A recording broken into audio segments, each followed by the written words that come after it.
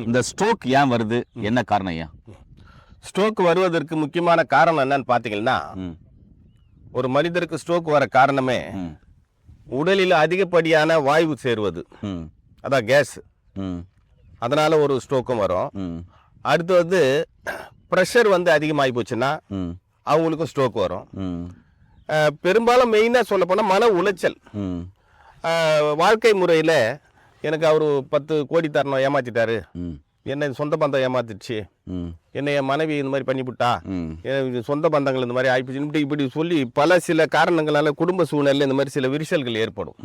அதனால அவங்க வந்து என்ன பண்ணுவாங்கன்னா, உட்காந்துக்கிட்டு அப்படியே ஒரி பண்ணிக்கிட்டு யோசனை பண்ணிக்கிட்டே இருப்பாங்க. எந்த வேலையும் பெரும்பாலும் செய்ய மாட்டாங்க. ஒரு இடத்துல உட்காந்து நம்ம இப்படி ஏமாந்துட்டுமே, வாழ்க்கையில நம்மள இப்படி ஏமாத்திட்டாங்களே அப்படின்னு அவங்க அதை யோசிக்கும் பொழுது மூளைக்கு போற ரத்த நாளங்கள்லாம் வந்து அப்படியே ஸ்தம்பித்திடும். இதே ஒண்ணு ரப்சர் ஆகும், இல்ல வெடிக்கும், இல்ல ரத்த கசிவு. ஆமா, அதுல அப்படி பண்ணும்போது அப்ப பிரஷர் கூடுதலா ஏறி அவங்களுக்கு மூளையில வந்து அந்த ஸ்ட்ரோக் ஏற்படும். இதயத்துக்கும் தொடர்பு உண்டு அதுல. அப்ப அந்த ஸ்ட்ரோக் ஏற்படும் பொழுது நீங்க சொன்ன மாதிரி ஒண்ணு ரத்த கட்டு ஏற்படும், இல்ல பஸ்ட் ஆகும், இல்ல வந்து அந்த இடத்துல ஒரு தடிமனான ஒரு திக்னஸ் நிலை ஏற்படும். இந்த மாதிரி தான் ஸ்ட்ரோக் வர்றதுக்கு காரணம். மெயின் வந்து அந்த மனசனுடைய மன அழுத்தம். சரி, இந்த பிரச்சனைகளை சரி பண்றதுக்கு நீங்க என்ன மாதிரியான மூலிகை நீங்க சொல்ல போறீங்க? இன்னைக்கு வந்து பாத்தீங்கன்னா இந்த அருமையான காட்டு சொர்ணப்பூன்னு சொல்லுவாங்க. காட்டு சொர்ணப்பூ. ஓ, ரொம்ப அழகா இருக்கே. ரொம்ப அழகா இருக்கும், பாக்குறதுக்கு ரொம்ப ஷோவா இருக்கும். இந்த வீட்டுக்குள்ள கூட வைப்பாங்க, ஷோவுக்காக வைப்பாங்க. காட்டு சொர்ணப்பூன்னு சொல்லுவாங்க இத. இது வந்து பாத்தீங்கன்னா 80 வகையான வாதத்தையும் தீர்க்கக்கூடியது. ஓ, சூப்பருங்கய்யா. ஆமா, இது எப்படி தீர்க்கும்? எப்படி தீக்குன்னு சொன்னீங்கன்னா, இத வேரோட பிடுங்கி சமூலமா அப்படியே கட் பண்ணி வெயில்ல காய வச்சிடணும்.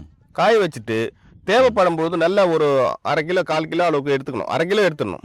1/2 கிலோ இந்த பொடியை எடுத்துட்டு 2 லிட்டர் நல்லா செக்கெண்ணெய் போட்டு இதனுடன் பூண்டு, மிளகு, சீரகம், வெள்ளைக்கடுகு, பெருங்காயம், ஓமம் இதெல்லாம் சேர்த்து சுக்கு சேர்த்தலாமையா? சுக்கு சேர்த்துக்கலாம். ஏன்னா வாதத்தை தீர்க்கக்கூடிய தான் சுக்கு. நன்றாக சிம்மில் வச்சு நல்லா கொதிக்க வைக்கணும். நல்லா கொதிக்க வச்சு நல்லா சூடு ஒரு 2 ஹவர் சிம்மில் அப்படியே எரியணும். எரியும் போது இதுல இருக்கிற அந்த எசன்ஸ் எல்லாம் அது உள்ள இறங்க. எண்ணெயில இறங்கப்போ அந்த எண்ணெய் வந்து பதமாயிடும். அதை எடுத்து வச்சுக்கிட்டு கை கால் வீக்கம், தனுர்வாதம், முடக்குவாதம் முடங்கி இருக்குது எல்லாத்துக்கும் நல்லா தேய்ச்சி அப்படியே லைட்டா மசாஜ் பண்ணி தேய்ச்சி விட்டுக்கிட்டே வரும்பொழுது ஒரு 10-15 நாட்கள்லாம் ஓரளவுக்கு ஸ்டெடி ஆயிடுவாங்க. அந்த அளவுக்கு பவரான மூலிகை இது. சூப்பரா வேலை செய்யும். சூப்பரா வேலை செய்யும். அருமையா 10-15 நாள்ல நல்லா நடப்பாங்க. அந்த மாதிரி ஒரு அருமையான மருந்து இந்த மூலிகையில இருக்கு. நேயர்களே, ஒரு அற்புதமான மூலிகை வெளிப்படையா சொல்லியிருக்காரு. தேவைப்படுறவங்க இந்த மாதிரி மூலிகைகள் இருந்தா பேரலைஸ் வந்தவங்களுக்கு கண்டிப்பா பயன்படுத்தி பாருங்க. இந்த வீடியோ எல்லாருக்கும் ஷேர் பண்ணி விடுங்க.